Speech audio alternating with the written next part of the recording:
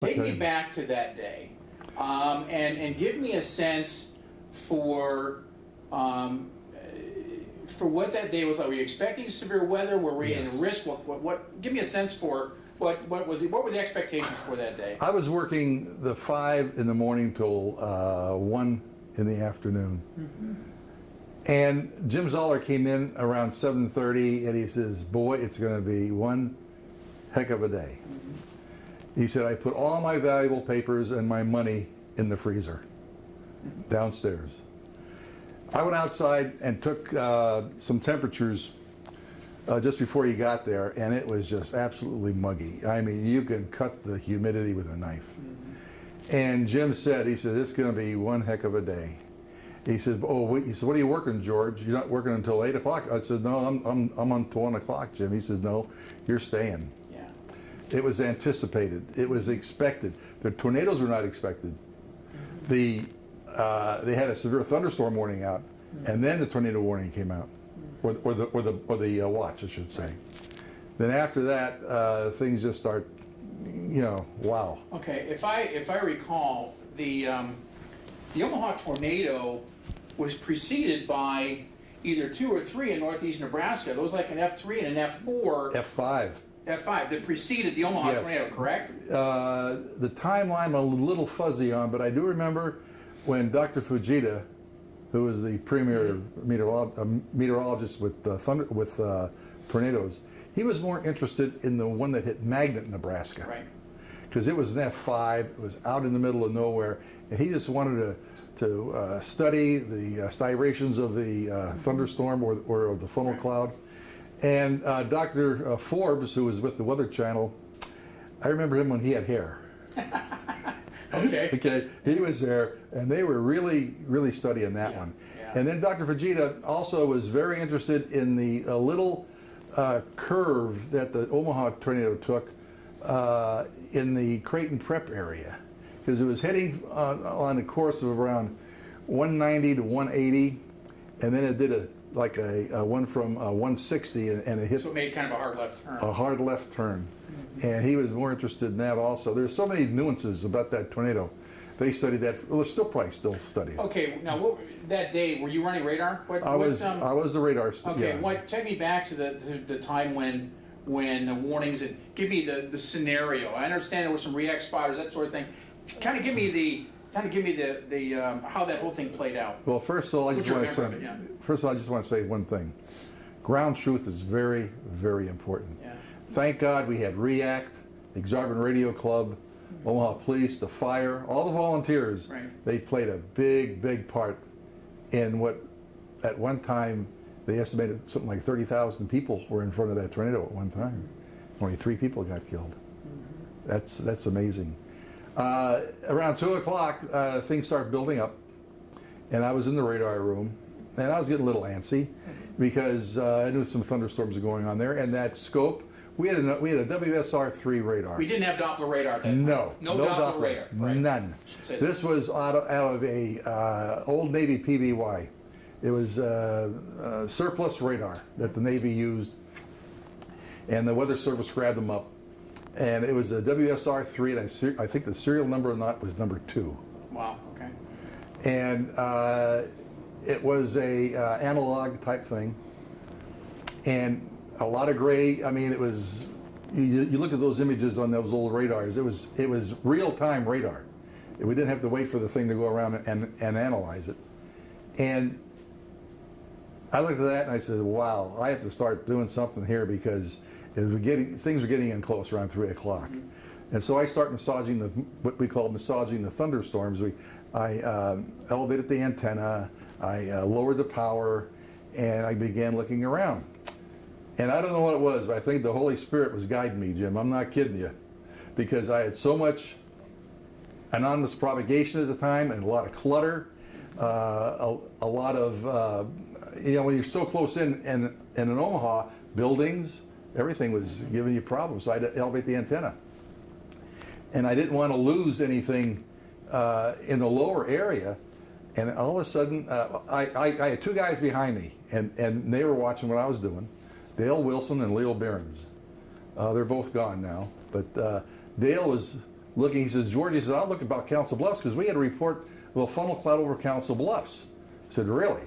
I said, I don't see anything over there that indicates that. I said, some showers, but nothing big. And then I kind of switched on looking down there, and I said, raise the antenna just a skosh, cut the power some more to get rid of the debris, and all of a sudden I saw a little curlicue there. I yelled at Mr. Zoller, who was the MIC. I said, Jim, I said, I've got a hook. Put out the quickie. That was, we had this was the teletype days. Right. We had a tape there.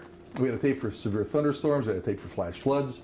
I said, get the tornado tape. He says, are you kidding me? I says, no, I have a hook. I said, a really genuine, bona fide hook. Right.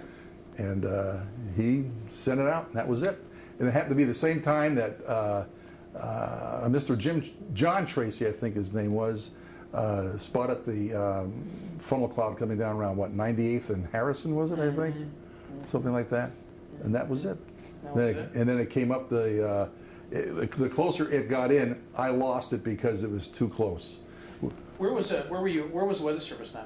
We're on 72nd Street at the old Air Force Base. Oh, up on the north side, North 72nd. North 72nd Okay, on Highway 36. Yeah, okay. Yeah, that's where we were. Yeah. And that thing came up there, and the warning was out. I lost the hook because it was too close in.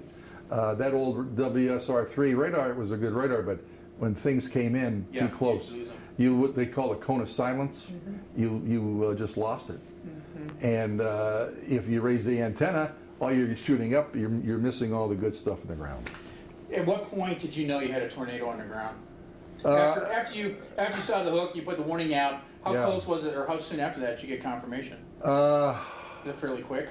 It was I was in the radar room watching it and everything, and we had about 10 guys in there, and we had the warning system coming up. Now, I think it was a good, I'd say between 8 and 10 minutes when that it was confirmed, from what I can remember, But it was, people were walking around, they're kind of dazed. I mean, having a tornado come up 72nd Street, and we were... It was going right at you guys. It was going right at us.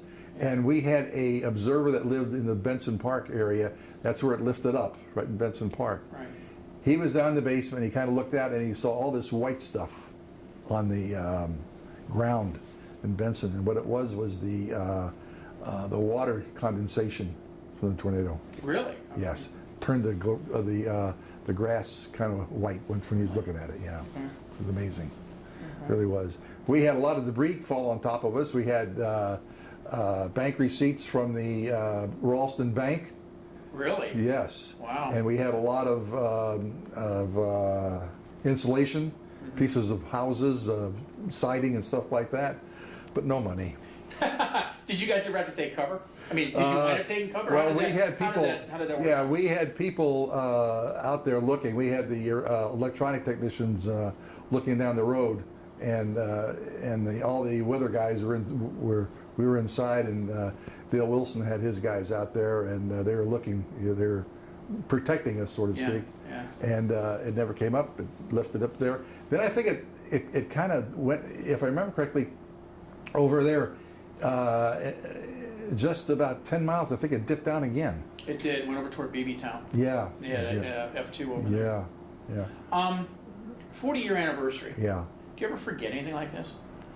Not really. No. I mean, it's seared into your brain. It really is. I mean. How do you feel as a meteorologist looking back on that particular day? Does it give you a sense of pride? Yes, it does, and it gives me a sense of awe. And that I was very fortunate. People say we were lucky. Well, sometimes I believe we make our own luck. We had a lot of people out there, a lot of volunteers, the REACT people, the Exarban Radio. They were all trained volunteers, and they knew what they were doing. And these people, they should be lauded for that because they did a darn good job. And that one patrolman that raced in front of the tornado, wow, he had more guts than a burglar. He really did. Yeah. I mean, going up there, he could have been killed. I mean, 3 people died. A waitress on 74th, I think, in Pacific, She did everything right, Jim. Yeah. She went into the interior of the restaurant, went into the stall in the ladies' room. Right. Debris came in, knocked her unconscious, water main broke, she drowned. Right. One gentleman didn't know what was going on, got on top of a gas station, as soon as he did, 2x4 hit him. And an elderly lady, about She's about 86. in her 80s, I heard she was deaf. Yeah. She had hearing problems, and she was found in the backyard. So, but a lot of people got injured. Yeah. And I was reading somewhere, I said, if in today's dollars, have been over $1 billion in damage. Yeah. Yeah. Okay. And they really cleaned it up. Mayor Zirinsky did a good job. Everybody in Omaha, they should be very proud of how they responded. Yeah. Seriously. Absolutely. Did you bring some